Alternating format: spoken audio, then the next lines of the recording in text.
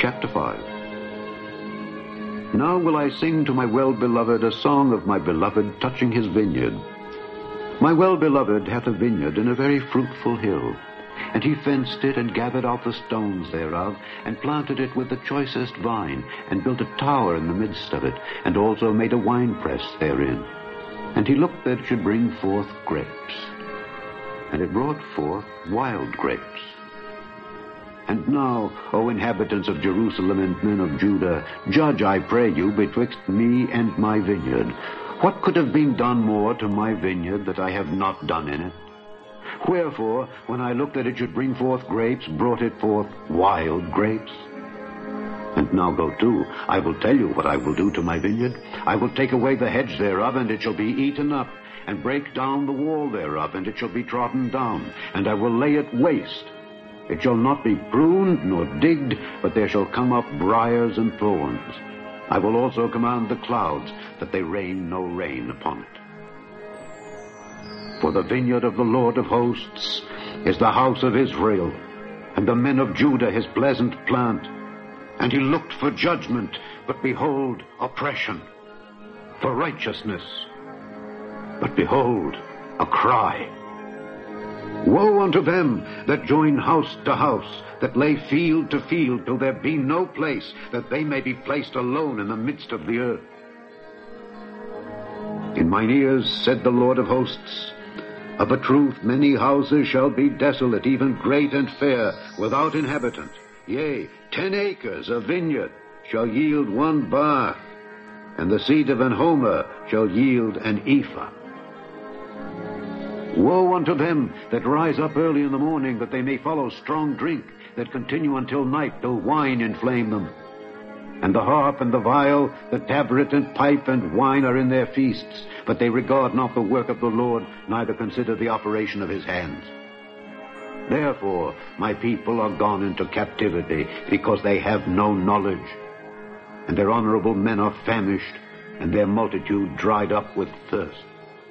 Therefore hell hath enlarged herself, and opened her mouth without measure, and their glory, and their multitude, and their pomp, and he that rejoiceth shall descend into it. And the mean man shall be brought down, and the mighty man shall be humbled, and the eyes of the lofty shall be humbled. But the Lord of hosts shall be exalted in judgment, and God that is holy shall be sanctified in righteousness. Then shall the lambs feed after their manner, and the waste places of the fat ones shall strangers eat. Woe unto them that draw iniquity with cords of vanity, and sin, as it were, with a cart rope, that say, Let him make speed, and hasten his work, that we may see it, and let the counsel of the Holy One of Israel draw nigh and come, that we may know it. Woe unto them that call evil good, and good evil, that put darkness for light, and light for darkness, that put bitter for sweet, and sweet for bitter. Woe unto them that are wise in their own eyes, and prudent in their own sight. Woe unto them that are mighty to drink wine, and men of strength to mingle strong drink, which justify the wicked for reward, and take away the righteousness of the righteous from him.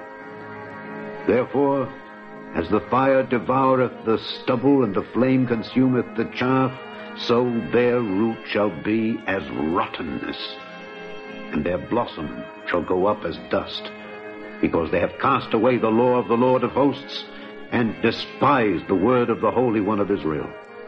Therefore is the anger of the Lord kindled against his people, and he hath stretched forth his hand against them, and hath smitten them, and the hills did tremble, and their carcasses were torn in the midst of the streets. For all this, his anger is not turned away, but his hand is stretched out still. And he will lift up an ensign to the nations from far, and will hiss unto them from the end of the earth. And behold, they shall come with speed swiftly. None shall be weary nor stumble among them. None shall slumber nor sleep. Neither shall the girdle of their loins be loosed, nor the latchet of their shoes be broken. Whose arrows are sharp, and all their bows bent. Their horses' hoofs shall be counted like flint, and their wheels like a whirlwind. Their roaring shall be like a lion. They shall roar like young lions. Yea, they shall roar, and lay hold of the prey, and shall carry it away safe, and none shall deliver it. And in that day they shall roar against them like the roaring of the sea.